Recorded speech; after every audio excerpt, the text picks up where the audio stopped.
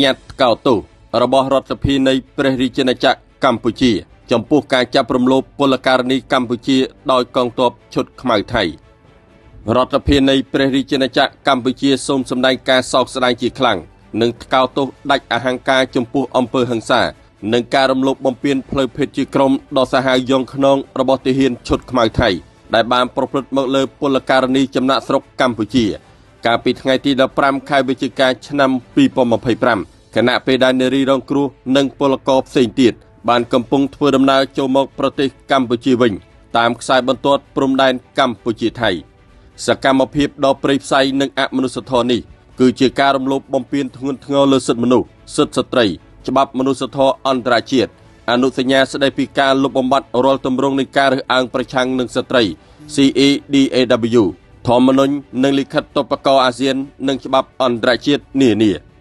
រដ្ឋាភិបាលកម្ពុជាមានការព្រួយបារម្ភយ៉ាងខ្លាំងចំពោះសុខសុវត្ថិភាពពលករចំណាក់ស្រុកកម្ពុជាដែលកំពុងបម្រើការងារនៅក្នុងប្រទេសថៃអំពើហិង្សាការរំលោភសិទ្ធិមនុស្សដ៏ធ្ងន់ធ្ងរពីសំណាក់យោធាឈុតខ្មៅថៃមកលើពលករនីនិងពលរដ្ឋស្លូតត្រង់កម្ពុជាជាបន្តមកនេះផ្ដើមចេញពីការរើសអើងការគំរាមកំហែងការបង្កអំពើហិង្សាគ្រប់រូបភាពរបស់ភាគីថៃក្នុងការឈ្លានពានលើអធិបតេយ្យកម្ពុជាអំពើហិង្សានេះបានកើតឡើងក្រោយពីការរំលោភកិច្ចព្រមព្រៀងសន្តិភាពរបស់ភាគីថៃ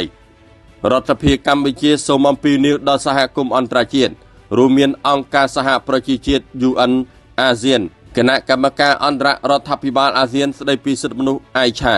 អង្គការសហប្រជាជាតិទទួលបន្ទុកស្ត្រី UN Women និងគណៈកម្មការទទួលបន្ទុកអនុសញ្ញា CEDAW ជាដើមសូមចាត់វិធានការច្បាស់លាស់និងបន្ទាន់ដើម្បីផ្ដល់យុត្តិធម៌ដល់នារីរងគ្រោះនិងបញ្ឈប់អំពើហិង្សានិងការរំលោភសិទ្ធិស្ត្រីកុំឲ្យករណីដូចនេះកើតមានជាថ្មីទៀតរដ្ឋាភិបាលកម្ពុជាក៏សូមអំពាវនាវដល់អង្គការសិទ្ធិមនុស្សស្ថាប័នលើកកម្ពស់សិទ្ធិស្ត្រីជាតិនិងអន្តរជាតិជំរុញឲ្យរដ្ឋាភិបាលថៃអនុវត្តច្បាប់ឲ្យបានម៉ឺងម៉ាត់ដើម្បីចាប់ជនល្មើសមកផ្ដន្ទាទោសតាមផ្លូវច្បាប់ផ្ដល់យុត្តិធម៌ជូនជនរងគ្រោះជាពិសេសត្រូវលុបបំបាត់វប្បធម៌នីតិរដ្ឋភាពនិងការរំលោភសិទ្ធិនារីដែលប្រព្រឹត្តឡើងដោយកម្លាំងយោធាឈុតខ្មៅថៃរដ្ឋាភិបាលនៃព្រះរាជាណាចក្រកម្ពុជាសូមថ្លែងអំណរគុណយ៉ាងជ្រាលជ្រៅជូនចំពោះរដ្ឋាភិបាលកម្ពុជាដែលមានសម្ដេចមហាបវរធិបតីហ៊ុនម៉ាណែតជានាយករដ្ឋមន្ត្រីដែលបានចាត់វិធានការនិងអន្តរាគមន៍ភ្លាមក្នុងការជួយសង្គ្រោះនារីរងគ្រោះការយកចិត្តទុកដាក់ព្យាបាលនិងថែទាំទាំងរាងកាយនិងផ្លូវចិត្តរួមនឹងវិធានការនានាដើម្បីស្វែងរកយុត្តិធម៌ជូននារីរងគ្រោះដែលជាជនស៊ីវិលស្លូតត្រង់រាជធានីភ្នំពេញថ្ងៃទី18ខែវិច្ឆិកាឆ្នាំ2025